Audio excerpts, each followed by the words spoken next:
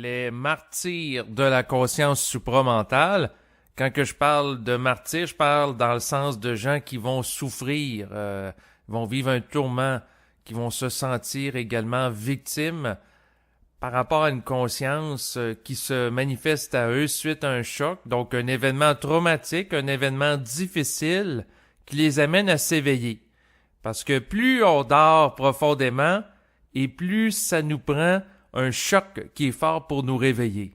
Donc, imaginez quelqu'un qui dort d'une manière très lourde, un sommeil très lourd. Donc, c'est sûr que si on lui dit, on le murmure à l'oreille, réveille-toi, c'est peu probable que ça fonctionne. Par contre, si on prend une chaudière remplie d'eau et qu'on lui verse sur la tête le contenu de la chaudière, il y a des bonnes chances qu'il se réveille et il y a également des bonnes chances qu'il ne soit vraiment pas content au moment de son réveil.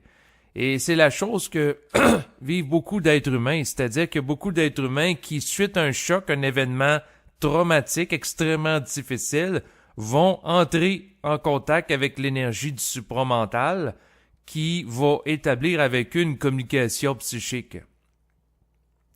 Parce que l'énergie du supramental a sa propre conscience. Et pour entrer en contact avec elle, il faut s'intérioriser. Et la problématique que les êtres humains connaissent sur Terre présentement, c'est que la plupart d'entre nous, on est hyper stimulés par notre environnement. Et ça va pas s'arrêter avec le développement des nouvelles technologies. Je regarde, entre autres, les jeunes qui sont très stimulés par ce qu'on appelle les téléphones intelligents.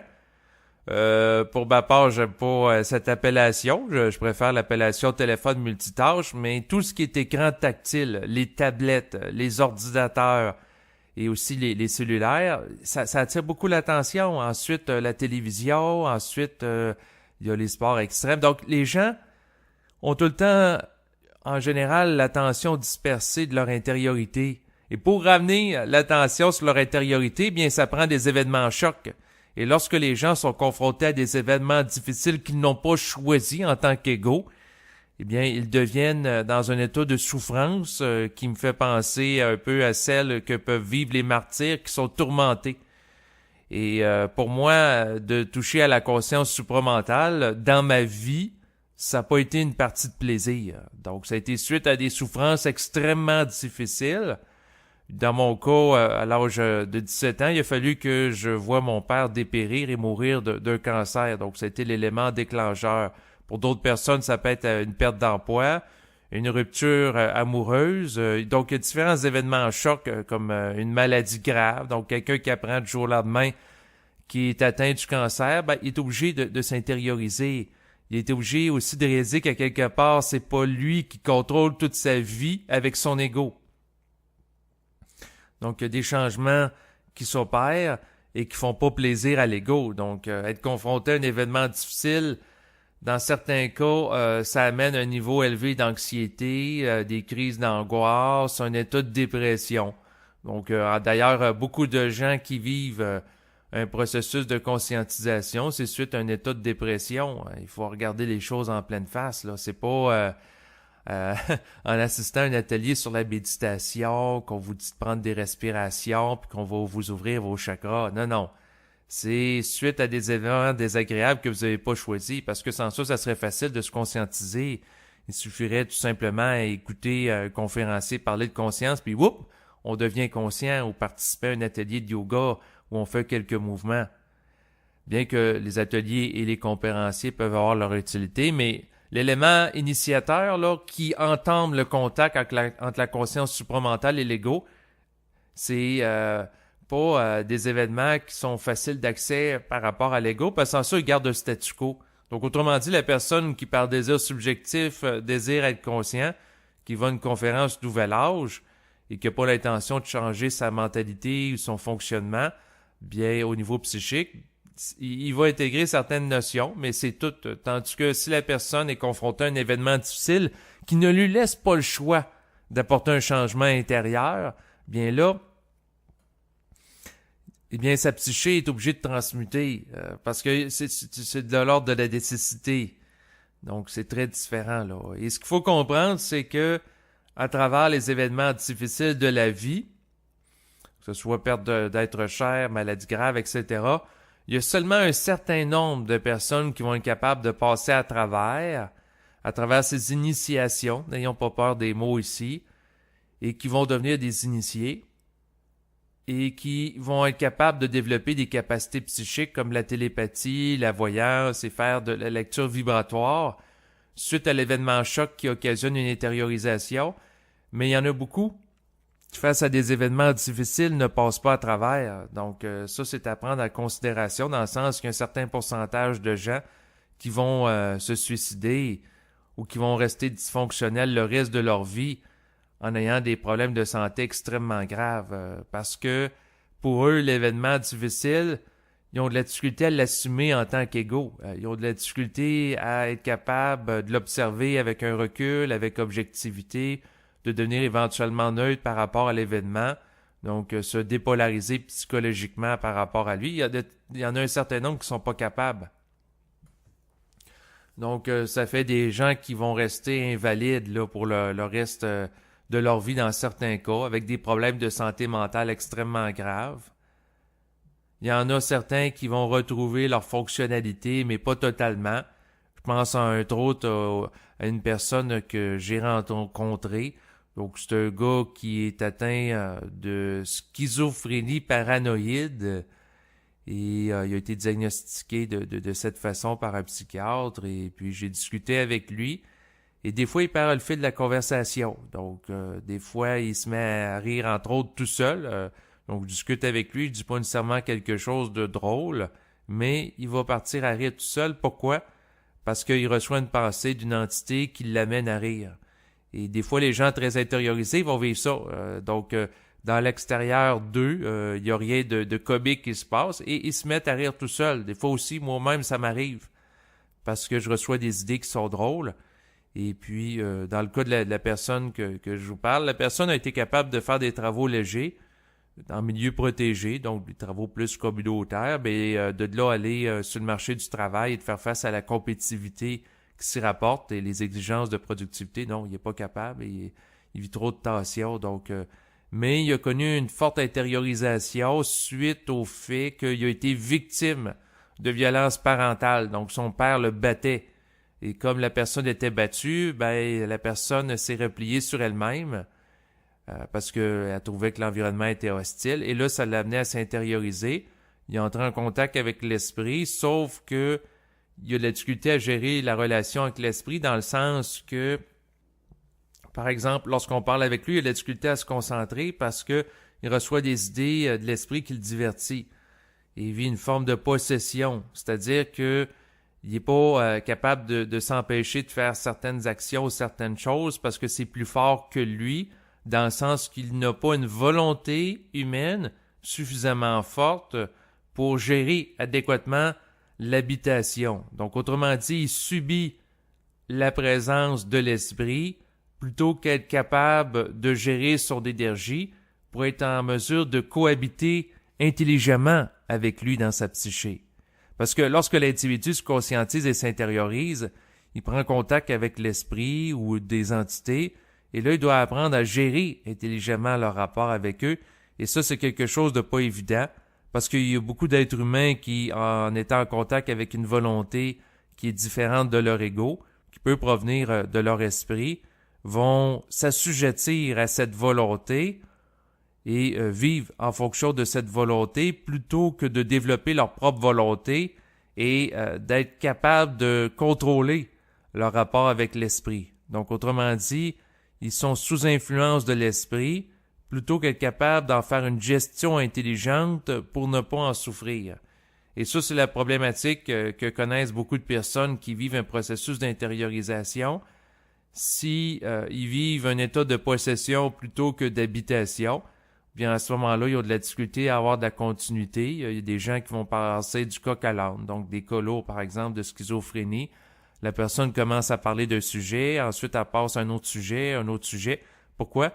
Parce qu'elle reçoit des pensées qui vont dans toutes sortes de directions et elle n'est pas capable de concentrer son attention sur quelque chose parce qu'elle n'a pas la volonté, donc elle est constamment dispersée par des volontés extérieures à elle, étant donné que sa volonté, elle n'est pas capable de l'affirmer pour faire une gestion totale de sa psyché.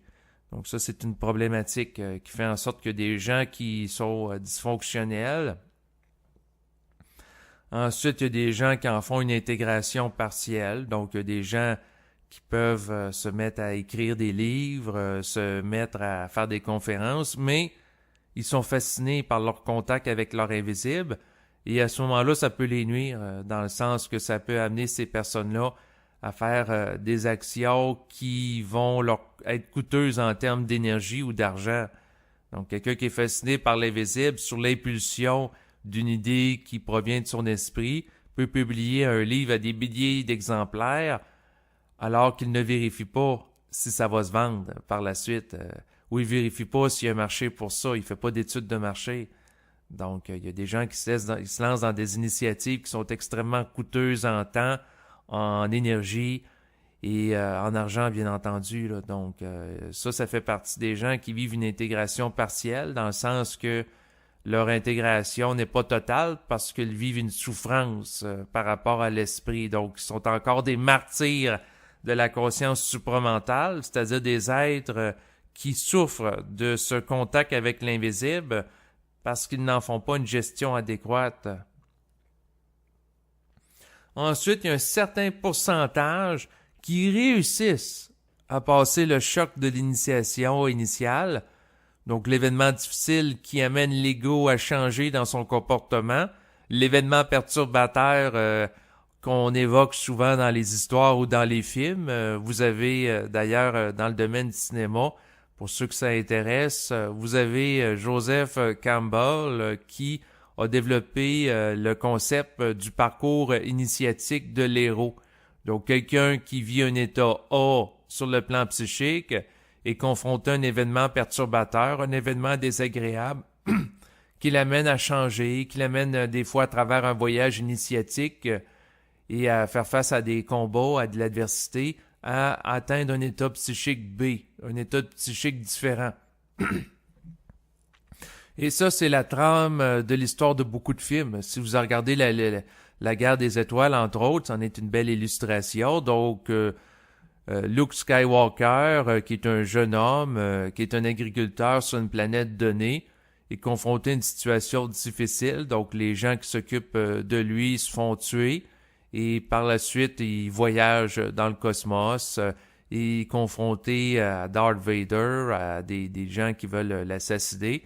Et passe à travers les obstacles et devient un chevalier Jedi. Donc, la personne au début est inconsciente, il rencontre ensuite un guide, c'est sous la forme d'Obi-Wan Kenobi qui va le former et faire de lui un apprenti qui va devenir éventuellement un maître Jedi, un chevalier Jedi.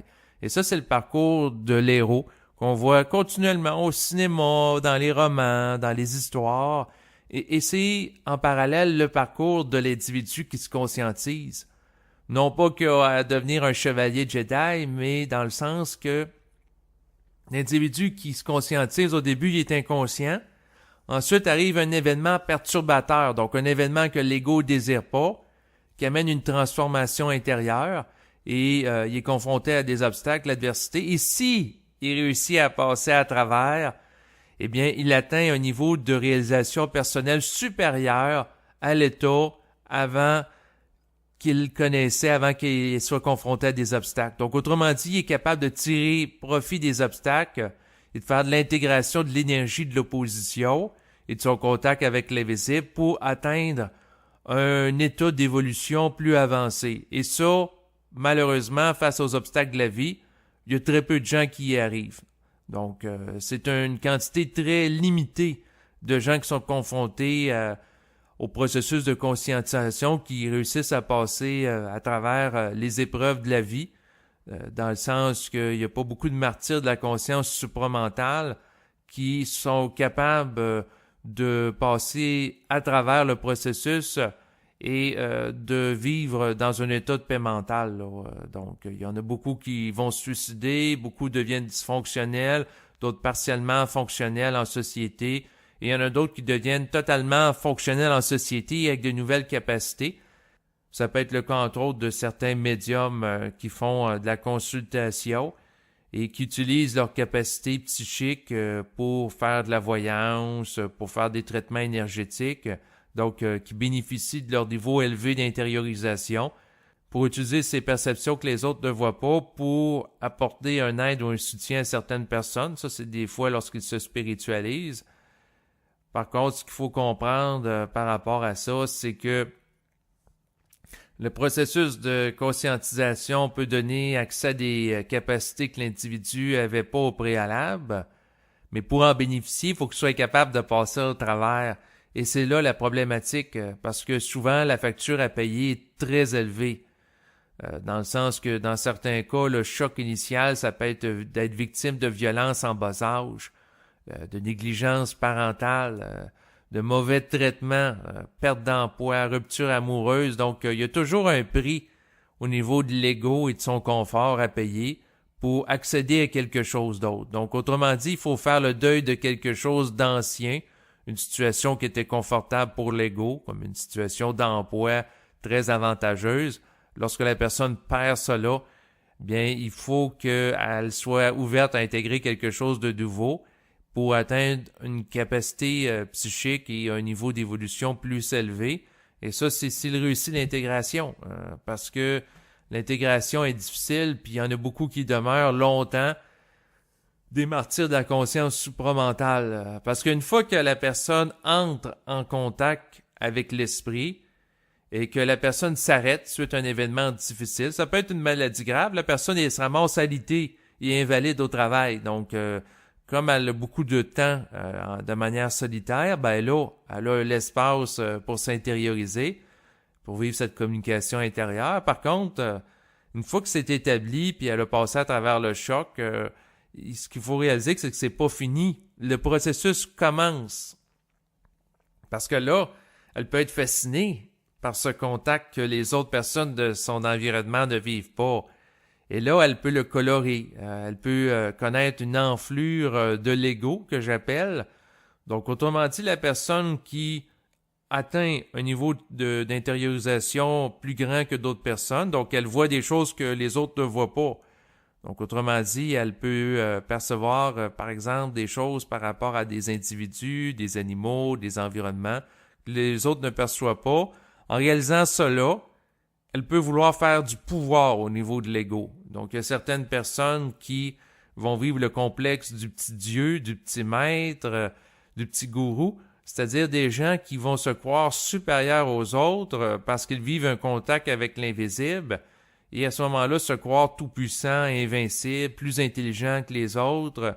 Donc, il y a des gens qui vont s'imaginer que parce qu'ils sont en contact avec l'invisible, ils vont être voués à diriger l'humanité, à siéger à l'ONU, diriger des pays, devenir des vedettes internationales. Il y a des gens qui vont s'imaginer qui sont littéralement des dieux, que leur corps va arrêter de vieillir en fonction de leur volonté, qui peuvent avoir des activités sexuelles avec un paquet de partenaires sans nécessairement se protéger, qui peuvent pas attraper de maladies sexuelles, qui peuvent avoir plein de femmes, que ça va marcher, avoir un couple avec plein de femmes. Ils peuvent s'imaginer toutes sortes de choses en lien avec cela, parce que le contact peut amener un enthousiasme subjectif. Donc, autrement dit, la personne ressent une énergie qui l'habite, alors que ce n'était pas le cas avant. Et là, elle va s'imaginer qu'à cause de ça, elle a des super-pouvoirs, un peu comme un super-héros qu'on voit au cinéma, là, que ce soit Batman, Superman, Spider-Man. Donc, la personne peut s'imaginer toute puissante avec ça. Elle a sombré dans le gourétisme, le délire sectaire.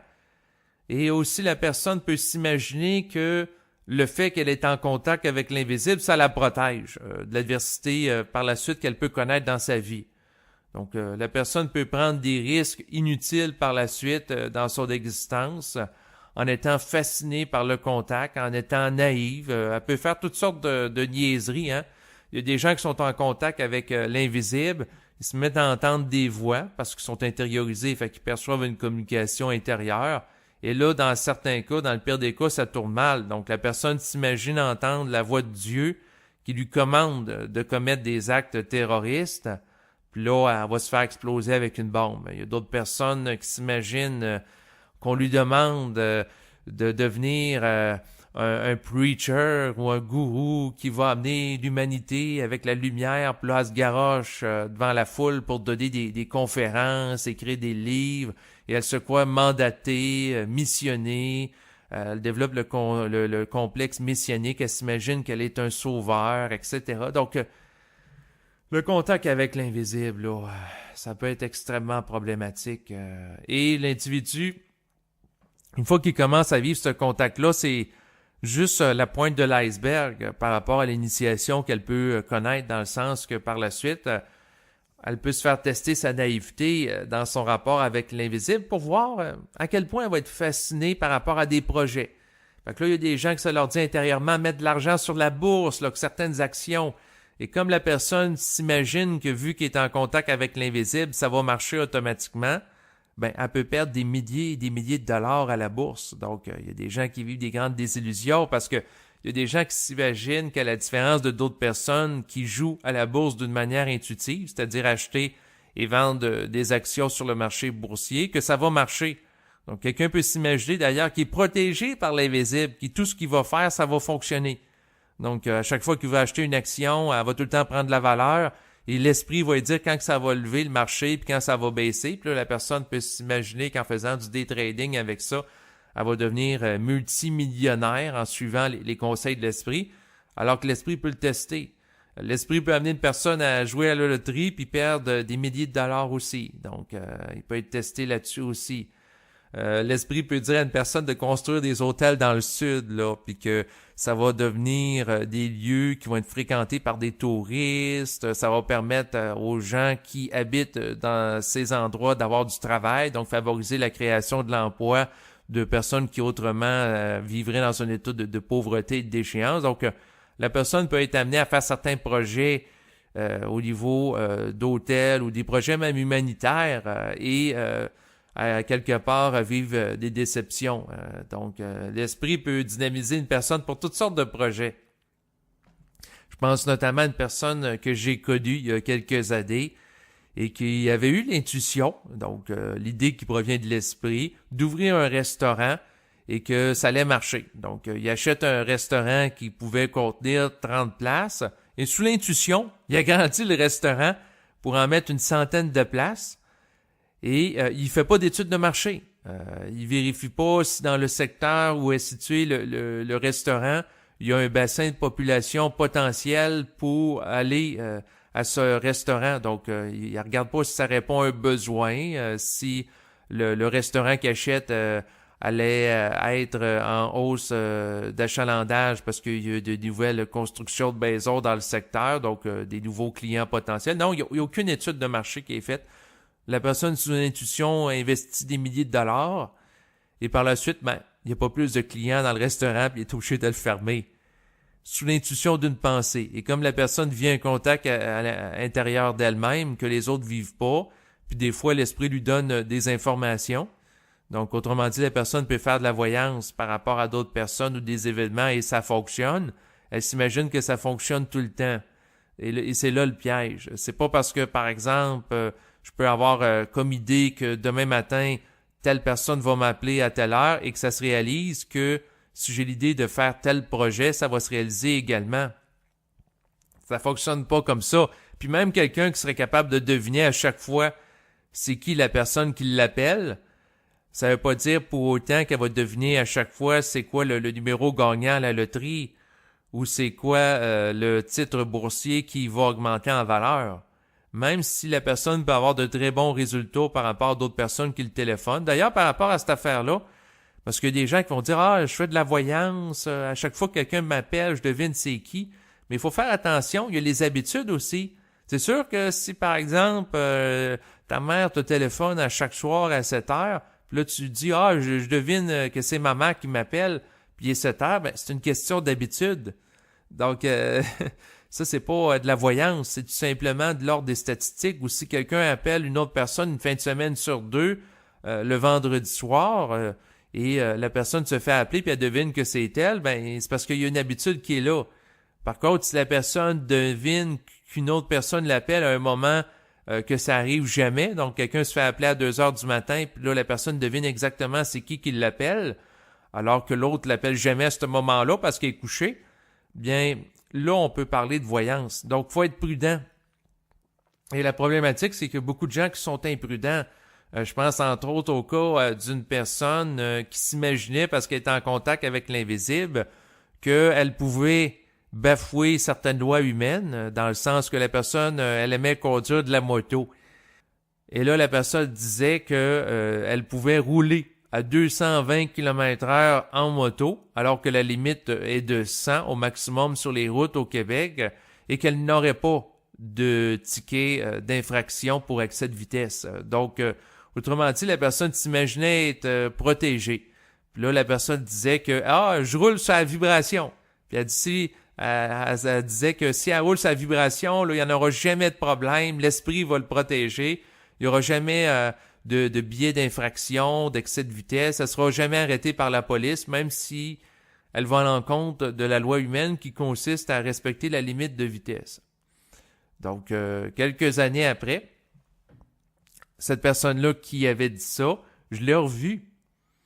Et la personne m'a dit « Ah, j'ai arrêté récemment là, de faire de la moto, ça me coûtait trop cher de billets d'infraction. » Et c'était exactement la même personne qui, quelques années avant, se vantait de faire la moto, d'être au-dessus des lois humaines, qu'elle pouvait rouler à 220 km/h, alors que la limite est de 100. Puis elle était fière de ça, puis quelque part, elle se vantait de ça, tu sais. Puis là, quelques années après, non, j'ai arrêté, ça me coûtait trop cher de billets. Mais oui, mais elle était supposée être protégée par l'esprit. Faut croire que ça marche pas. Ou elle s'est mépris sur sa lecture vibratoire. Donc ça, c'est un autre aspect aussi. Quelqu'un peut recevoir une idée puis penser spontanément que c'est une idée qui est ajustée, mais il faut vérifier intérieurement. Et là, ça demande du travail. Je sais, là, il y a beaucoup de gens qui n'aiment pas faire ce travail-là. Tout le temps, évaluer intérieurement si ça a du bon sens ou ça n'en a pas. Puis le ressentir la vibration qui est derrière l'idée qui est reçue pour voir si ça tient la route. Si la vibration est élevée ou si elle est basse et ça s'éteint. Donc, quelqu'un peut recevoir l'idée de rouler à toute vitesse.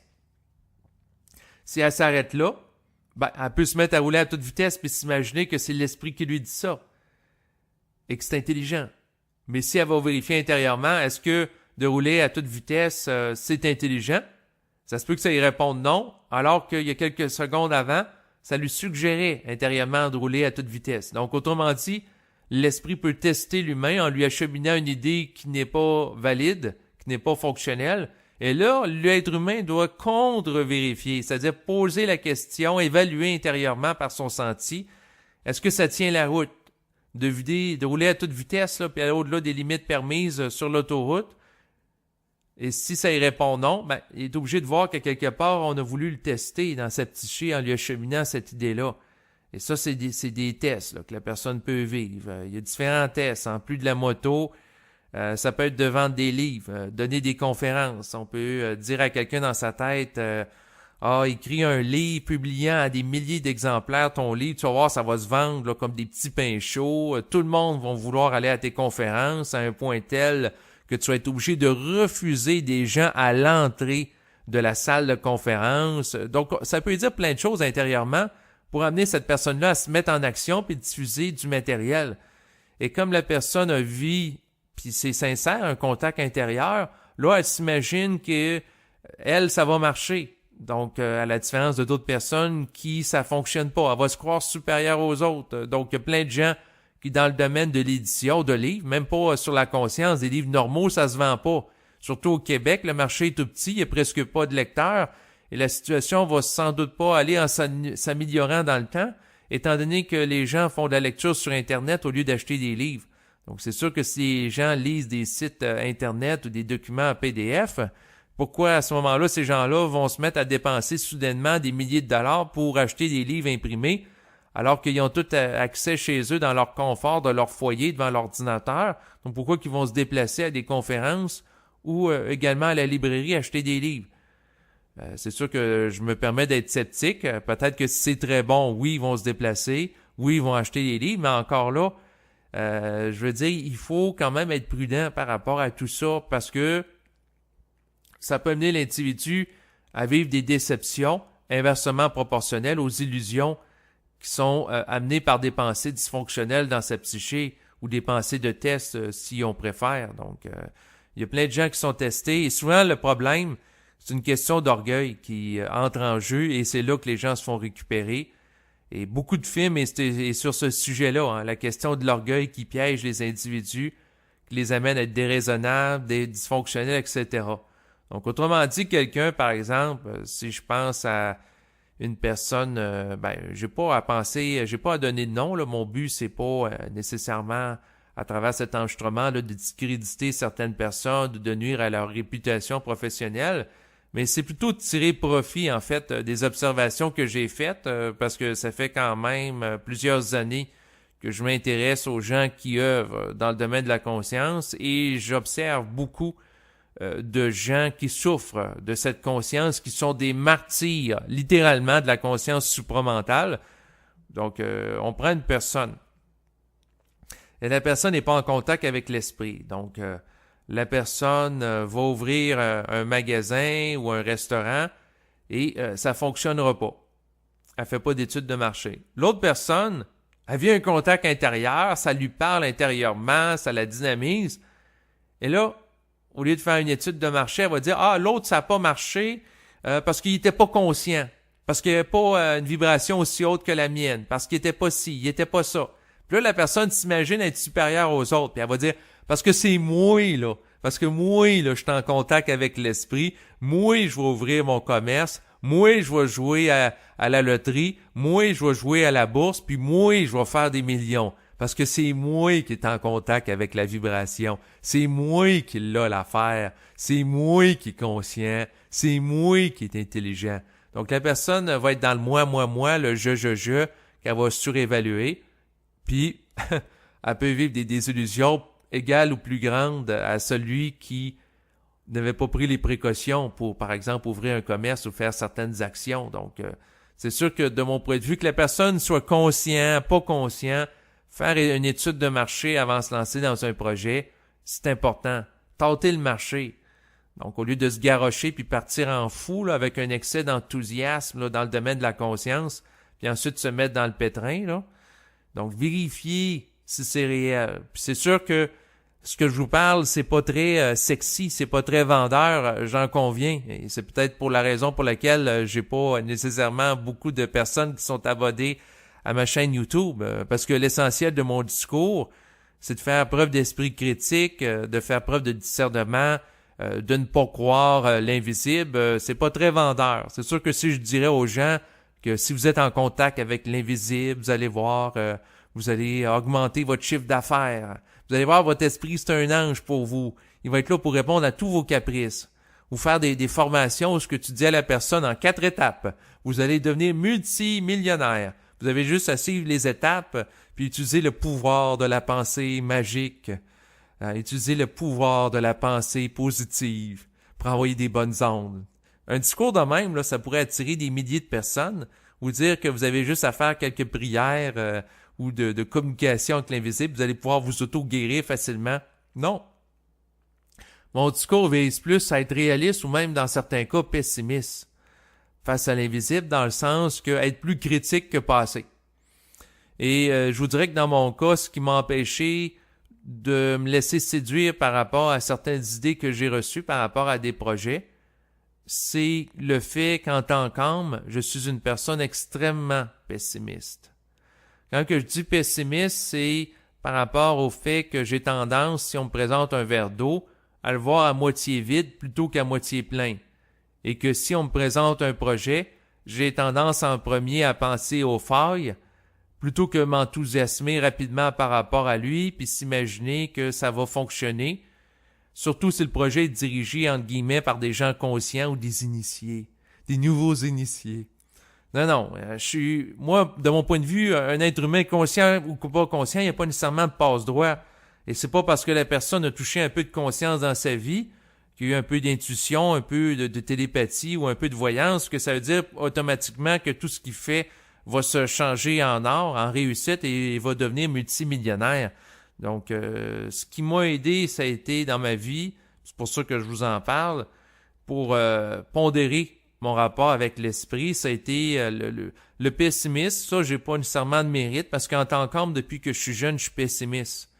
Donc, en tant que personnalité, dans ma personne, je suis pessimiste. C'est sûr que là, c'est peut-être l'une des premières fois que j'en parle aussi explicitement puis ouvertement dans un enregistrement, mais je sais que c'est pas très vendeur. Donc, souvent, quand les gens vont voir un conférencier ou qui écoutent un enregistrement, ce qu'ils veulent, c'est de l'enthousiasme. C'est de dire « Ah oui, ça va marcher. Si tu veux, on peut. Yes. Oui, la vie est belle. Vous allez voir dans la vie, là, vous avez juste à vouloir, puis vous allez devenir multimillionnaire, puis c'est facile, puis on peut faire de l'argent facilement, puis les portes vont s'ouvrir à vous. Vous êtes quelqu'un de spécial, vous êtes quelqu'un d'important. Vous êtes vraiment là des êtres exceptionnels. Vous êtes des dieux, vous êtes des ci, des ça, avec la voix, avec le sourire, puis là, on en vend, puis on se fait dire ce qu'on veut entendre en tant qu'égaux, puis là, on se gonfle, puis là, on est motivé, hein. Les motivateurs nous disent qu'on est beau. Tandis que moi, c'est... Mon discours est pas comme ça. Le point que je veux en venir, c'est sûr que la pensée critique, la pensée aussi pessimiste...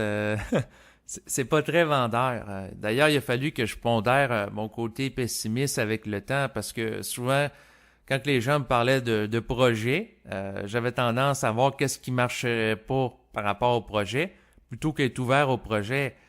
Et j'ai réalisé avec le temps qu'il fallait que je fasse attention parce que là, je pense à une personne proche de moi qui, elle, a été à une conférence là, sur des produits de beauté, puis là, elle était enthousiasmée par la conférence, puis là, elle dit « Ah, je vais devenir vendeuse de produits de beauté ». Et là, elle était toute enthousiaste là, par rapport à ça. Elle a acheté un bon montant d'argent de produits de beauté. Et moi, c'est sûr qu'intérieurement, depuis le départ, j'avais l'impression que ça ne fonctionnerait pas. Qu'il y avait un risque qui était inutile qui était pris là en achetant tous ces produits de beauté. Et bien sûr, ça n'a pas fonctionné. Et bien sûr, le fait que j'y ai dit dès le départ que j'évaluais que ça ne fonctionnerait pas, elle n'a pas aimé ça. Puis à quelque part, elle ne m'avait pas demandé mon avis, fait que j'ai fait interférence sur sa vie. Et à quelque part, je comprends qu'elle n'aime pas ça, que cette personne-là, que j'ai fait preuve de pessimisme, mais en même temps, je voulais partager mon point de vue, mais j'ai manqué de tact. Donc, dans certains cas aussi, il faut laisser les gens vivre leurs illusions. Puis ensuite, la balloune pète tout seul. Donc, il y a des choses que les gens doivent vivre et c'est correct. Par contre, j'ai le droit d'être pessimiste par rapport à moi, dans le sens que si j'évalue que telle chose, il y a tel risque, ben je le sais pour moi, mais j'ai pas à imposer ça à autrui, j'en suis conscient. Donc, par contre, c'est sûr que pour moi, dans le rapport avec l'invisible que j'ai, la prudence est de mise. D'ailleurs, c'est peut-être l'une des raisons qui fait que je suis encore en vie. J'ai présentement l'âge de 36 ans, alors que mon contact avec l'invisible a commencé à l'âge de 17 ans.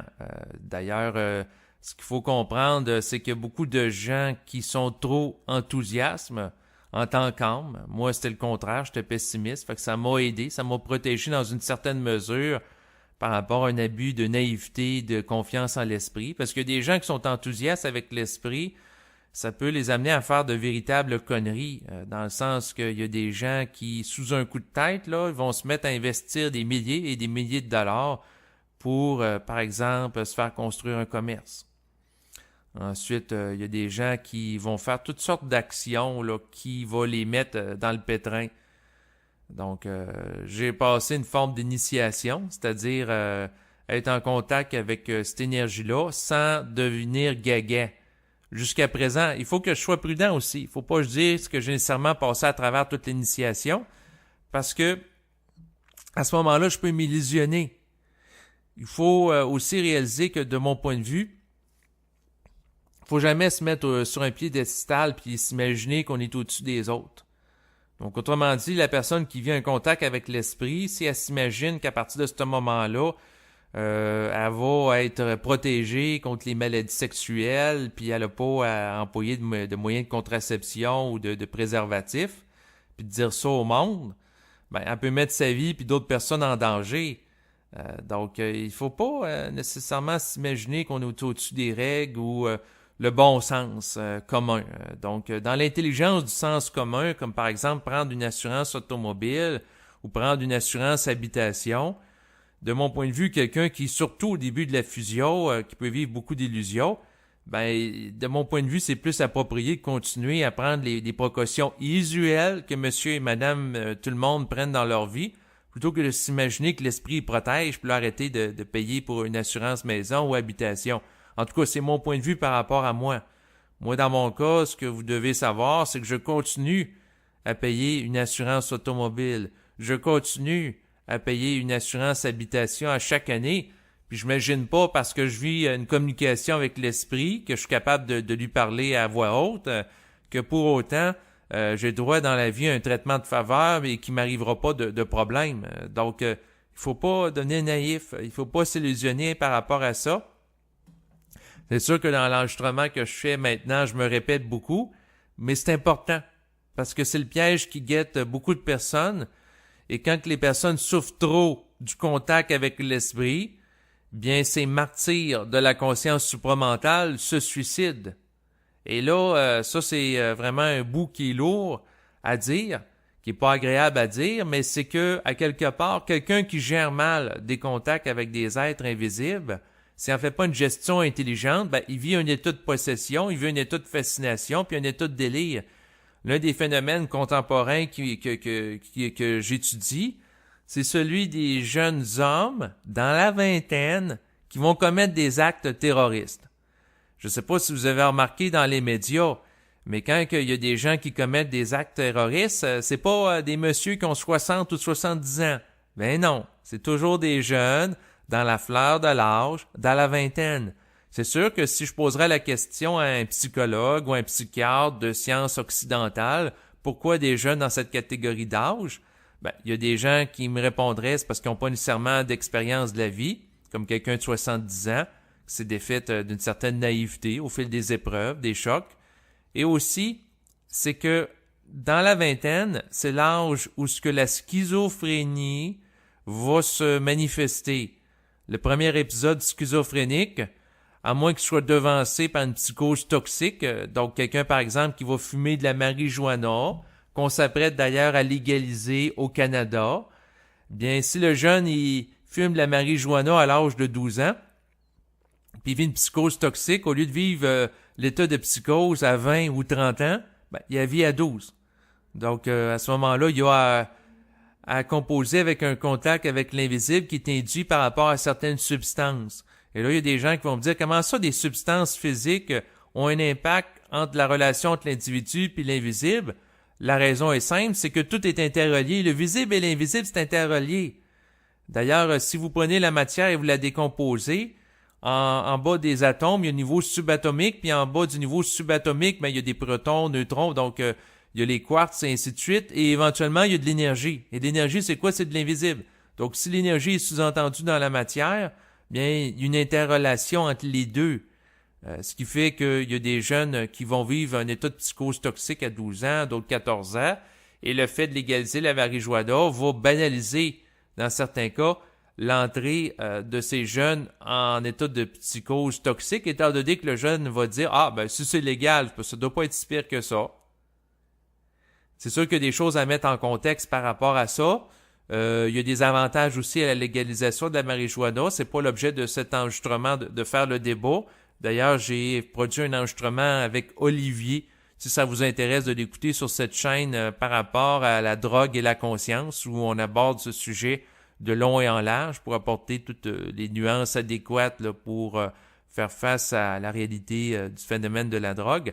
Mais pour en revenir à mon sujet d'aujourd'hui, les martyrs de la conscience supramentale, c'est que les jeunes dans la vingtaine, d'un point de vue psychiatrique, matérialiste, donc quelqu'un qui se met à entendre des voix dans la vingtaine, c'est un épisode psychotique parce que c'est des êtres qu'on ne voit pas sur le plan physique.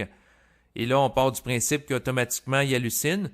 Et là, sous l'influence de ces hallucinations, il y a des gens qui sont amenés à commettre des crimes, mettant leur vie et celle de d'autres personnes en danger. Donc, quelqu'un va se faire exploser avec des bombes, là, puis il s'imagine que c'est la volonté de Dieu, puis il s'imagine qu'à cause de ça, il va devenir un saint, un martyr, qui va avoir une belle place au paradis, avec 72 vierges ou je ne sais trop quoi. Là. Donc, c'est un petit peu absurde, mais sous l'influence de croyances, l'idée qu'il reçoit de l'invisible, mais là, il va commettre un crime. Donc, c'est sûr que Du point de vue matérialiste, quelqu'un qui vit un contact avec l'invisible suite à un choc, un événement traumatique, on parle d'entrée en psychose. Et par la suite, en lien avec ça, si c'est pas contrôlé, c'est pas géré, ben la personne dans un état de psychose, de perte de contact avec la réalité physique sous l'influence de perception, d'éléments qui sont pas physiques, ben elle peut commettre des actes qui sont extrêmement dangereux. Ça, c'est de l'interprétation psychiatrique conventionnelle. L'interprétation supramentale du même phénomène, c'est que dans la vingtaine, le jeune qui entre en contact avec l'esprit ou des entités, avec le monde des esprits, devrais-je dire, puis il n'est pas préparé à ça, bien, soit qu'il passe l'initiation ou il passe pas. C'est-à-dire soit qu'il est capable de composer avec cette réalité ou d'autres. Et ça se fait suite à un choc. C'est sûr que le domaine psychiatrique et psychomental se rejoignent par rapport au fait que dans les deux cas, on dit que lorsqu'un premier contact est établi avec le monde des esprits, ça c'est supramental, par le reste de sa vie, la personne est susceptible de vivre d'autres communications avec eux, au même titre que dans le domaine psychiatrique, on va dire que lorsque la première entrée en psychose est faite, pour le reste de la vie, la personne est susceptible d'en vivre d'autres et vivre des hallucinations. Tandis que dans le domaine supramental, on dit que c'est pas des hallucinations, mais des contacts avec des entités qui sont réelles. Donc, c'est communication interne. Donc, c'est une interprétation différente du même phénomène qui, autrement dit que suite à un choc, et des fois, c'est lorsque le jeune dans vingtaine déménage, quitte sa ville pour aller étudier dans une autre ville, quelqu'un qui part d'un milieu rural pour aller en milieu urbain, ça peut représenter un choc pour lui, à l'ego. Et lorsqu'il n'est pas capable d'encaisser le choc ou de composer difficilement avec lui, ben là, il perd contact avec la réalité. Parce qu'il n'est pas capable de composer avec la réalité. Et c'est là que, d'un point de vue supramental, il se fait astraliser. Parce que l'ego n'est pas capable de contenir l'adversité. Et d'un point de vue psychiatrique, c'est là que la personne vit des hallucinations pour garder à distance une réalité sur le plan physique qu'elle n'est pas capable d'assumer. Ce qui revient grosso modo assez au même, c'est juste le vocabulaire qui change. Et le fait que dans un certain cas, on part du principe que les entités qui sont perçues sont des hallucinations, alors que du point de vue supramental, elles sont réelles. Et c'est sûr que de mon point de vue, les entités sont réelles parce que la pensée n'origine pas de l'individu. Et d'un point de vue psychiatrique, on va dire, ah ben là, quand il y a des idées qui font émergence dans la psyché d'un individu, qui font pas partie, par exemple, de l'action qui se déroule ou qui n'ont pas rapport avec la conversation, on va dire que c'est des idées qui viennent de l'inconscient. On va attribuer ça à l'inconscient. Ouais, mais l'inconscient, il y a un dos large pour amener des idées qui n'ont aucun rapport. Et pourquoi que l'inconscient amènerait une idée plutôt qu'un autre?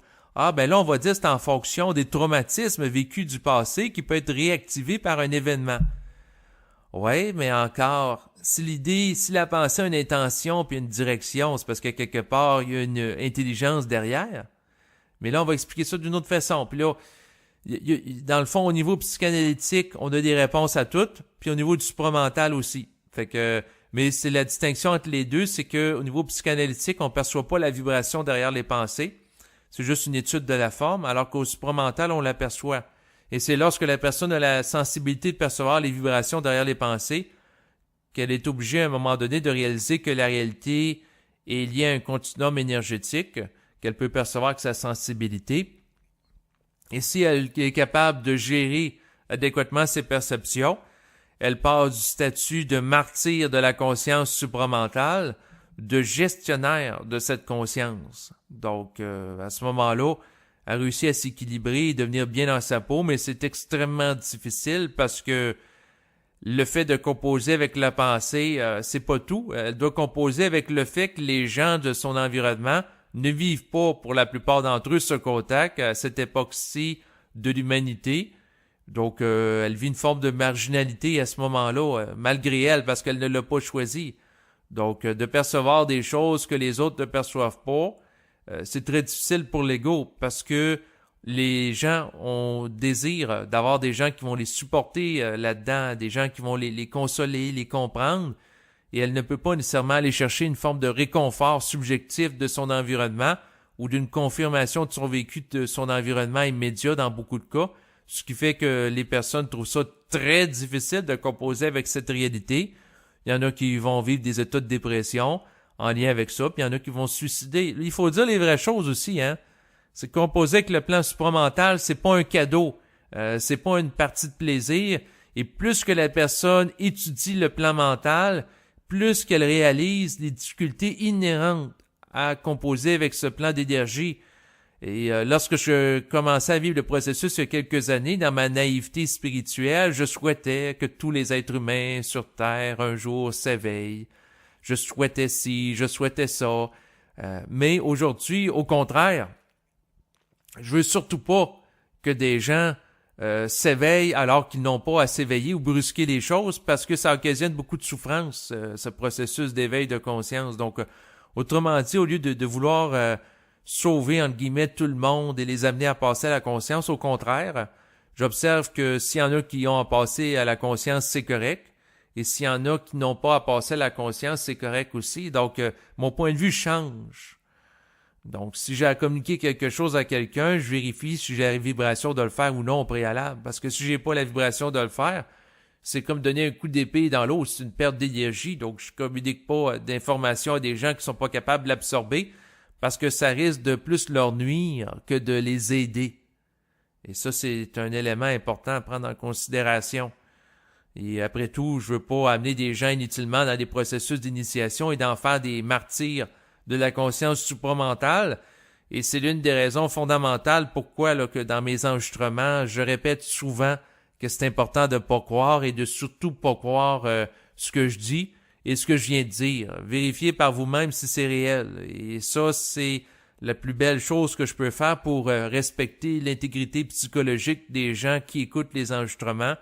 C'est de ne pas leur imposer de croyances et les amener à juger par eux-mêmes en les invitant à développer leur discernement qui va être utile pour faire preuve de gestion intelligente par rapport à toute forme d'informations qui leur sont acheminées par des êtres visibles ou invisibles. Voilà l'essentiel de mon propos.